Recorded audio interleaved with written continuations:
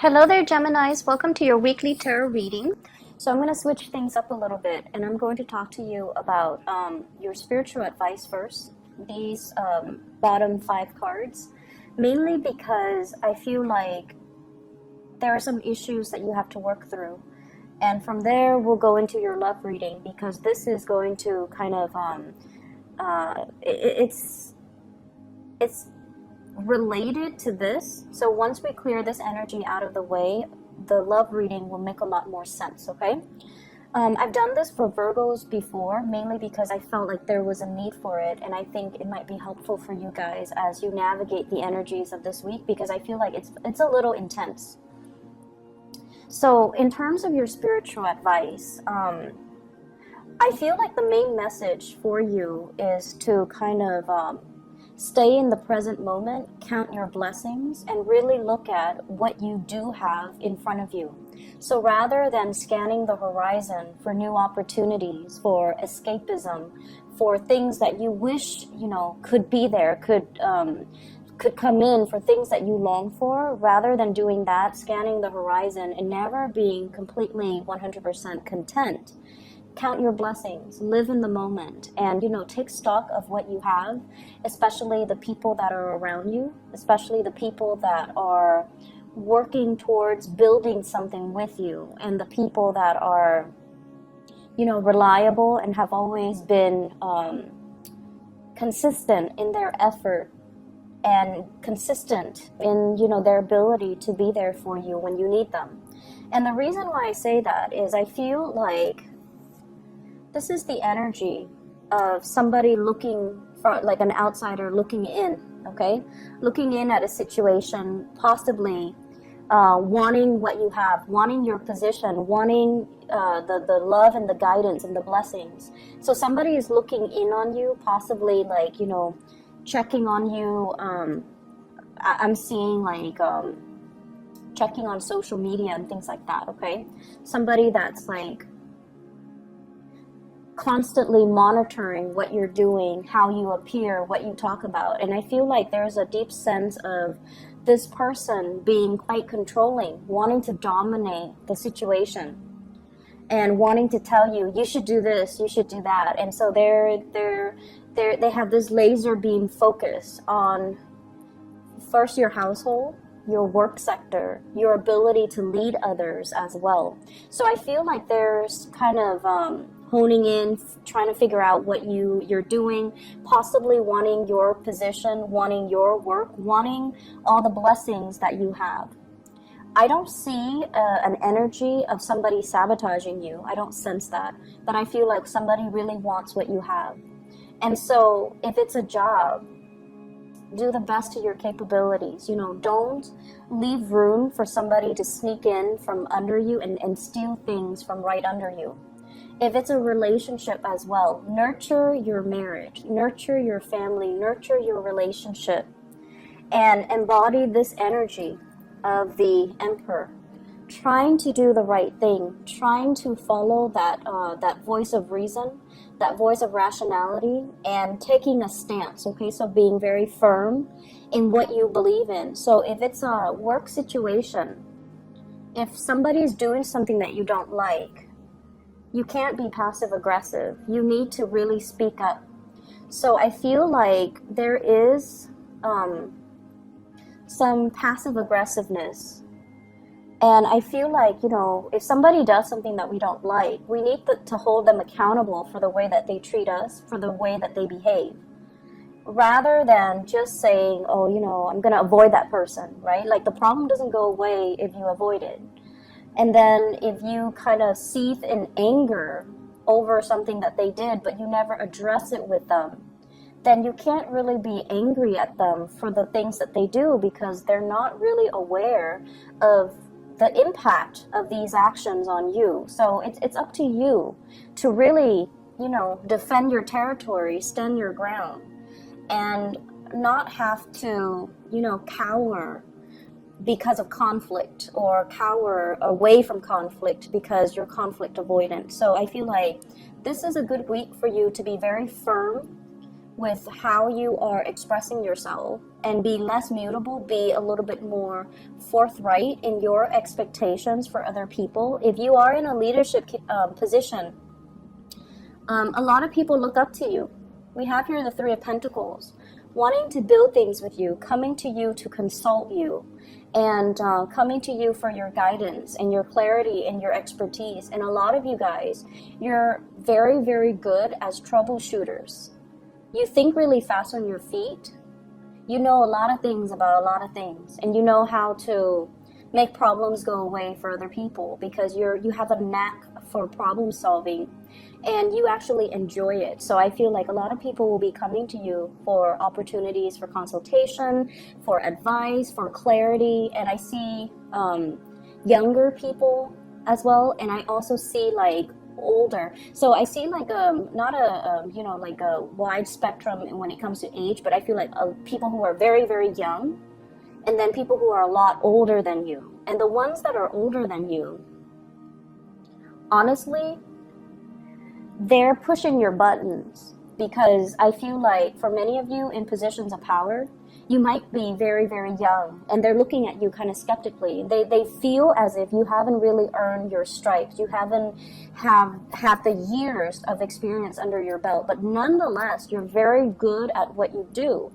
And so they come to you kind of like with a challenging stance, and they're coming to you in a very antagonistic way. So these are like the older folks.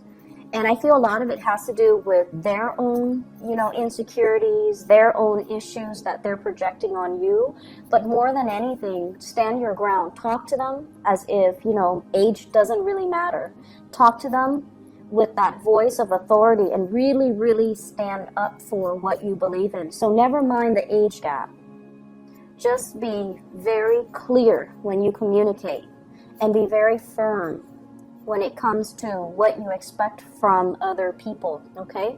So age does not matter. It should not matter when you're trying to lead others.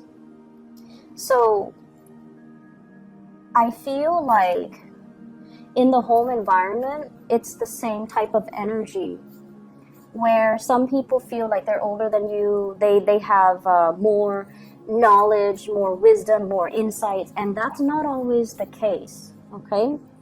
Our worldview is determined by our life experiences. And so I already see like clashes when it comes to generational gaps. You know, how do we raise the kids? What religion should we teach them?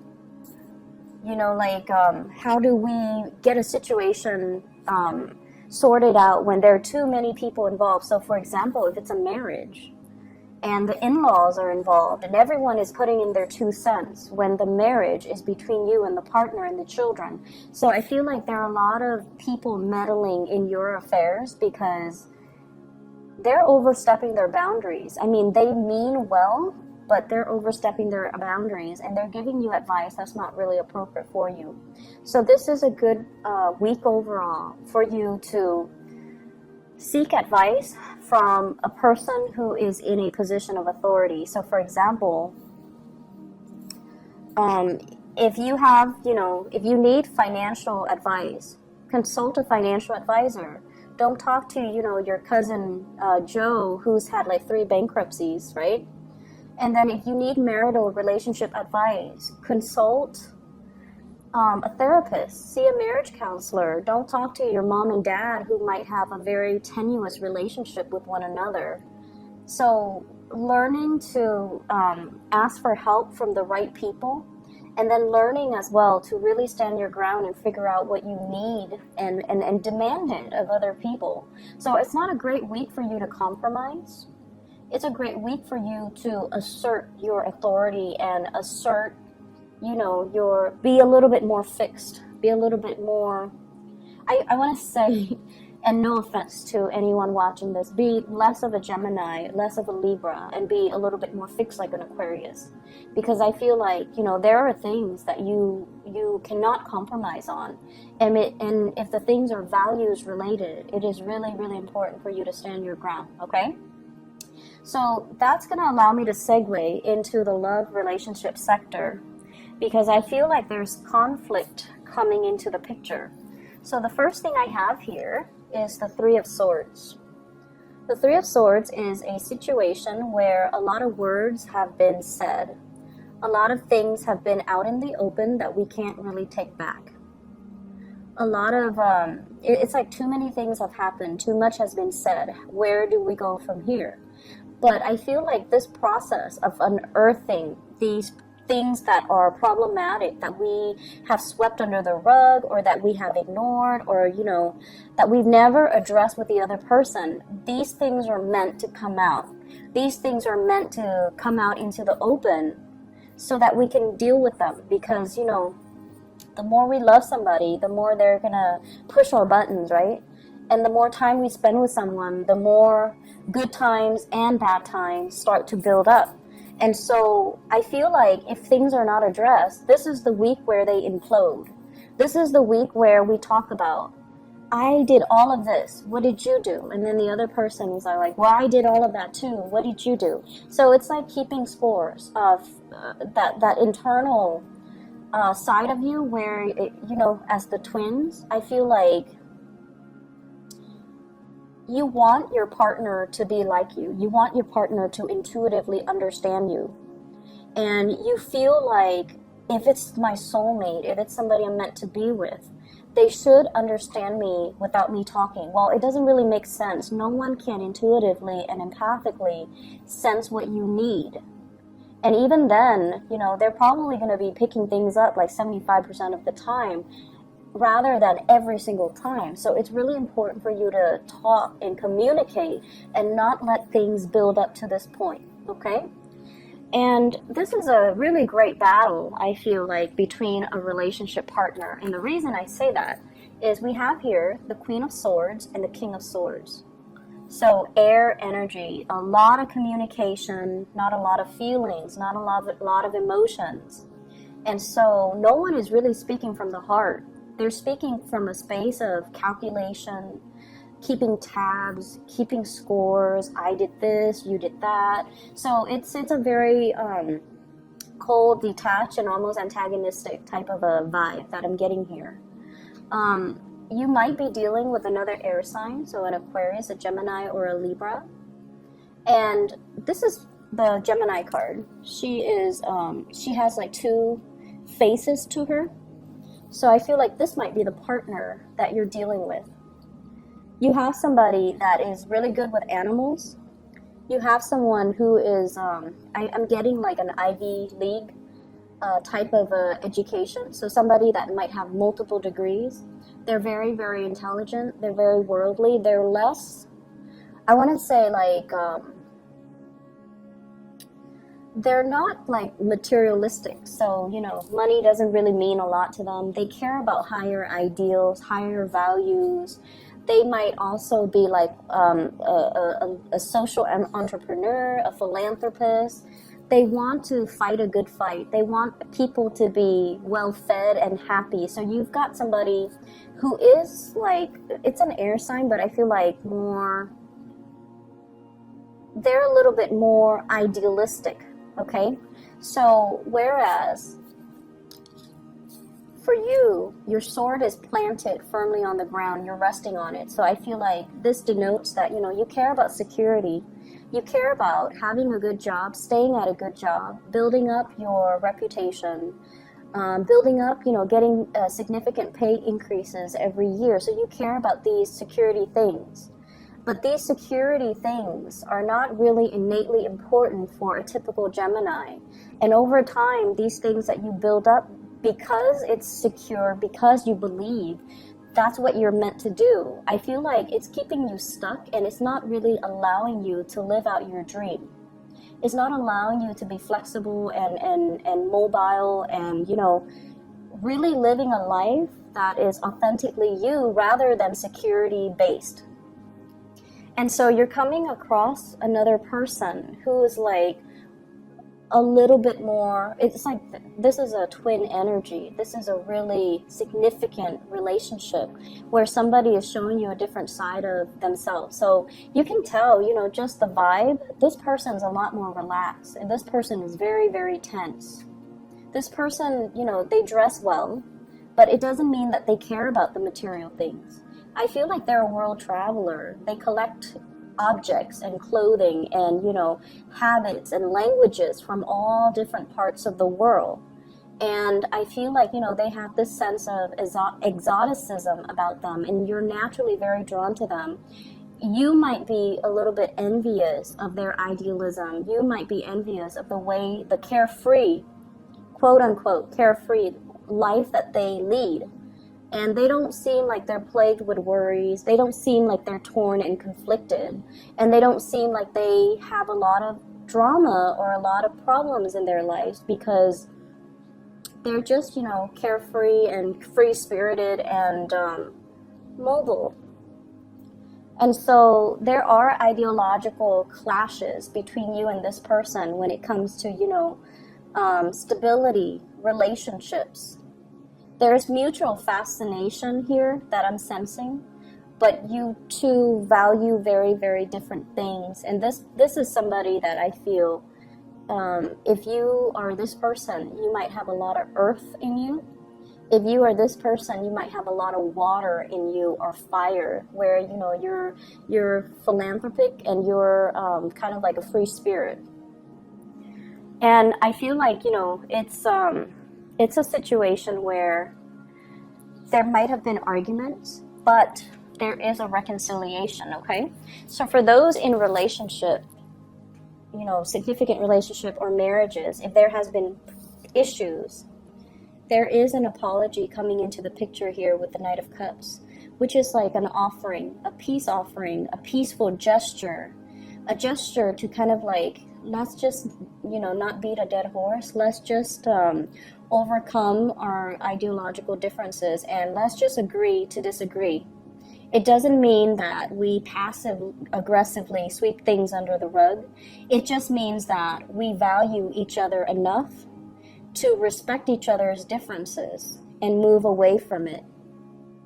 Okay, so I feel like you're operating from a space where a lot of score, like evening out the score, a lot of keeping score, keeping tabs, a lot of things that might have been swept under the rug are imploding for this week. But they needed to happen to come out into the open so that an apology can take place, so that you can harmonize and come together with another person and, you know, address all of your issues, but in a way where, you know, it's allowing you to be less conflict avoidant, okay? Because conflict is not always bad. It can be bad if we ignore it. It can be bad if we become defensive. And it can be really bad if the other person is just emotionally irrational. But this is the week where you are dealing with a partner, a love interest, that is very, very, very rational. So if they're in the reverse, they might be, you know, very manipulative. They might be like very deceitful, but in the upright position, they're willing to talk things out. They don't shy away from conflict. They know that everyone has their flaws. So, you know, let's talk things out. Let's figure out the solution. So this is somebody who is a fixer. They are solutions oriented. And I feel like there's going to be a major, major victory here with the Six of Wands. Overcoming your troubles, being able to sail on from conflict and heartache and, you know, harsh words and things like that, because you're in a league with somebody that is very much like you, except, you know, they're not conflict avoidant. They kind of charge right in and they're like, okay, what's the matter? Let's talk about this. So they're going to sit down and you're going to need to talk. And you're going to need to face your fears, and you're going to realize in the process of facing your fears that your fears are unfounded, that not every situation where there's a disagreement, it's not going to lead to a fight. It's not going to lead to a space where you are acting, you know, defensively, or the other person will be evasive. There is clear and total understanding and communication that's happening for this week to really help you understand another person and to help you as well learn to address issues and not be passive aggressive and not be conflict avoidant. And you know, you're going to confront a situation head on, and the situation involves another person that is very much like you, in that they want harmony, they want balance, but you know, they understand that harmony and balance needs to happen, or can only happen, when we arrive at a truce. Okay, so you have some beautiful things coming into the picture. If there are issues, conflict, fights, and things like that, I feel like a lot of it has to do with responsibilities in the household. Who's doing what? Who's taking care of what? And you know, that whole process about keeping score. So you might be dealing with a Libra. You might have Libra in your chart, where you're very, very sensitive to imbalances in the relationship. And I asked, you know, what is one of the major conflict that's coming into the picture? And I have here the Queen of Wands, and this is like the fairy godmother. So you might have issues when it comes to taking care of in-laws, or in-laws meddling in the parenting of the children. You might also, I'm sensing this, but not so much, you might have somebody that's interfering in your relationship. Hence, you know, somebody is like on the outside looking in. Okay, so just be very careful about that. All right, so I hope the reading is helpful for you, Gemini. Face your fears. Face your fears. You know, the shadow side of you is the Sagittarius, and Sagittarius, they just charge in and solve problems. So calling upon that side of you, I feel might be helpful for this week. Okay, so I wish you all the best. I'll be back next week. Take care.